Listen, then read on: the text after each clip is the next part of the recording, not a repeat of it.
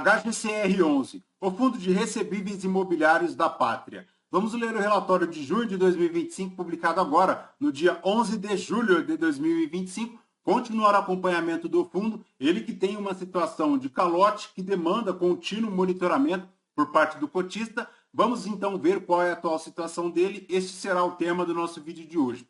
Ele iniciou as atividades em 2009, tem um patrimônio líquido total na casa de 1 bilhão 505 milhões, a cota patrimonial é R$ 97,65, um valor médio de mercado de 1 bilhão e 400, e na data que eu gravo aqui com vocês, o HGCR11 cota na B3 a R$ 92,99, fazendo um P sobre o VP de 0,95, uma variação positiva nos últimos 12 meses de 1,65%. A cota lá no mercado secundário chegou aos R$ 86,40 em dezembro de 2024, buscou uma pequena recuperação chegando aos 97 e agora repousando aos R$ 92,99. A última distribuição do fundo foi de R$ 1,05 por cota, paga agora no dia 14 de julho de 2025, fazendo um yield mensal de 1,11%, anual de 12,90%. Se o cotista tivesse investido R$ 1.000 há 2 anos em HGCR11, teria hoje R$ 1.134,30, já considerando o reinvestimento dos dividendos. Segundo o site do Investidor 10, a rentabilidade do HGCR11 no período foi de apenas 13,43%, enquanto o CDI rendeu 24,8%, o IPCA 9,67% e o IFIX 9,59%. Então, ponto de atenção aí é a rentabilidade do HGCR11, porque ele declinou a linha do CDI lá em agosto de 2024 e desde então não mais se recuperou. Mas voltando aqui para o relatório, a gestão comenta que o fundo tem hoje um patrimônio líquido total de 94,1% aqui para os CRIs e mais operações estruturadas, 6,9% do patrimônio líquido em FIIs, ele tem 101% em carteira, 0,9% em caixa e 1,8% em operações compromissadas. Para as operações de CRIs mais operações estruturadas, o fundo produz um yield nominal de 16,4%, 5,7% em relação ao IPCA, um yield de PCA mais 10,2%, um prazo médio de 4 anos, um spread de 2,6%.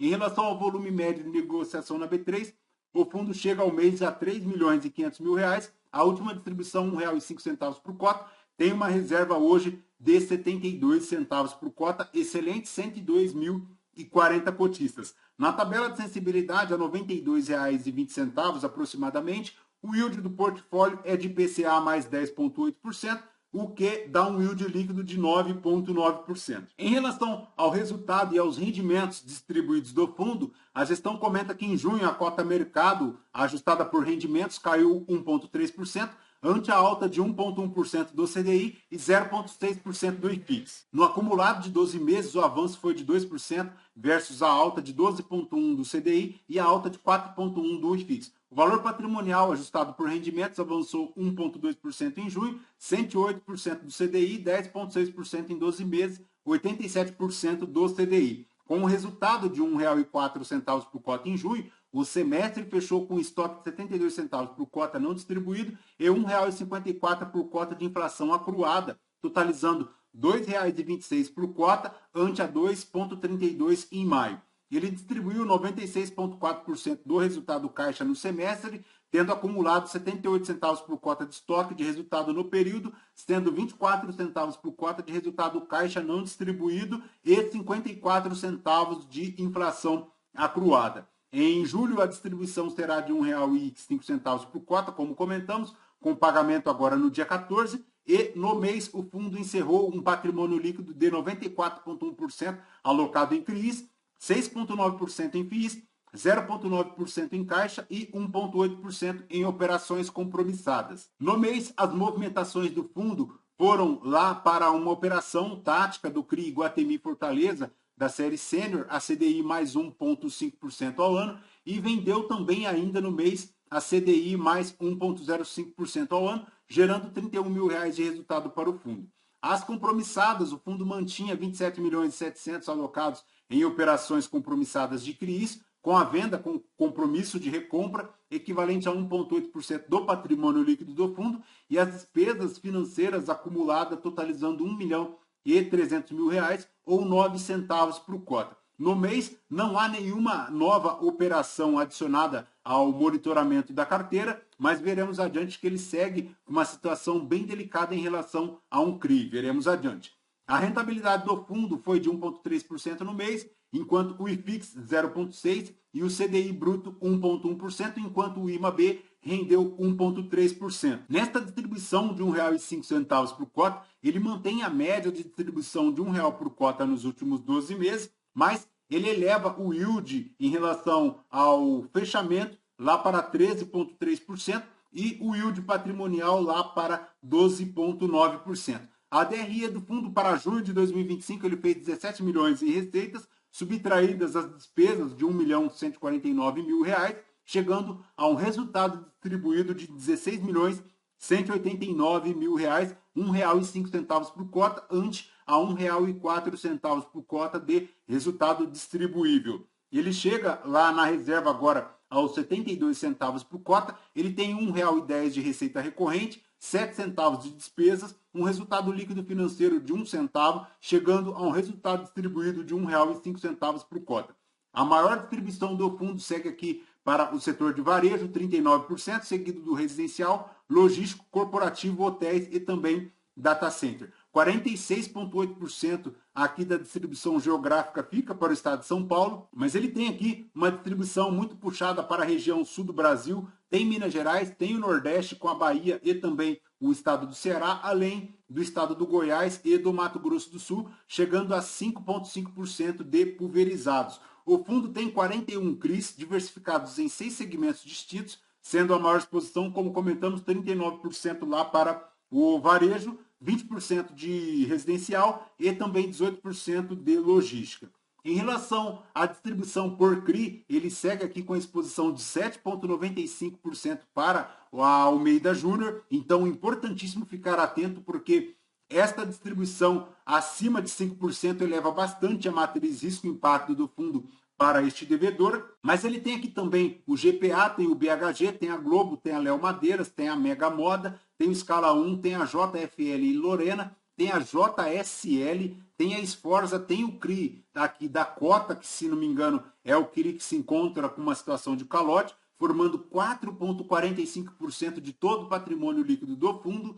A maior distribuição por vencimento é 8% agora em 2027, e ele tem aqui também 90% vencendo lá em 2030. A maior exposição do fundo é aqui para indexação de IPCA, mas ele tem aqui também 10% de CDI e 0,3% de IGPM, fazendo um LTV médio ponderado de 51%.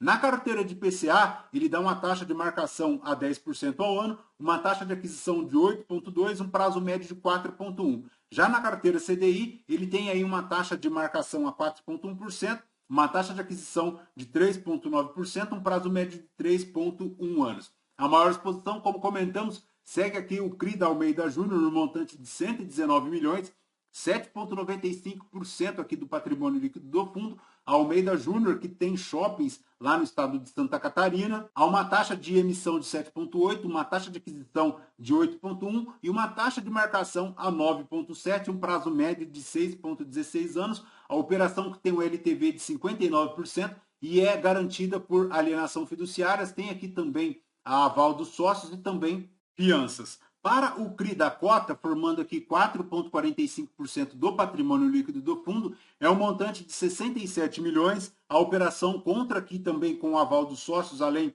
da alienação fiduciárias e também a alienação fiduciária de cotas. A carteira de fundos imobiliários aqui do HGCR11 monta a ordem de 6,9% do patrimônio líquido do fundo, é composta por 10 FIIs, tem aqui a maior exposição para o SPVJ, 1,39%, mas ele tem o Game 11, tem o KNIP, tem o BARI, tem o TEVRI, tem o JFLL, tem o CPTS, tem o VRTA e também o RPR11 no montante de 6,9% desde abril de 2025.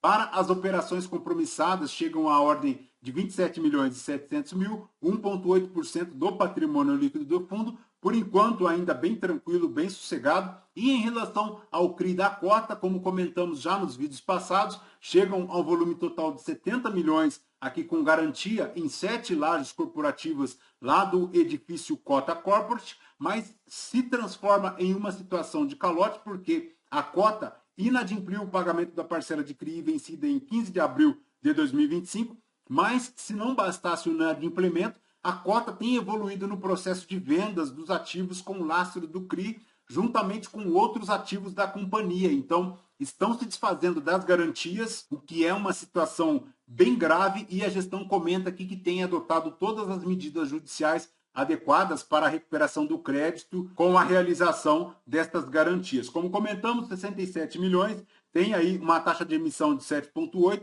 uma taxa de aquisição de 7,8 e também uma taxa de marcação a mercado a 10,1%, vencendo lá em junho de 2032. Em relação à liquidez aqui do fundo, 3 milhões e 500 ao dia, 4,9 milhões de giro no mês, segue aqui com 102 mil cotistas e é basicamente isso de HGCR11. Perfeito, pessoal? Lembrando que este vídeo não é a recomendação de compra ou de venda de nenhum dos ativos aqui mencionados. Aos novos inscritos, bem-vindos. Você que permanece conosco, muito obrigado por isso também. E você que ainda não é inscrito, considere se inscrever. Deixe seu like, seu joinha, porque tudo isso nos fortalece aqui na produção de conteúdos. Fechou? Voltamos então com vocês no próximo vídeo. Fraterno abraço a todos. Até mais.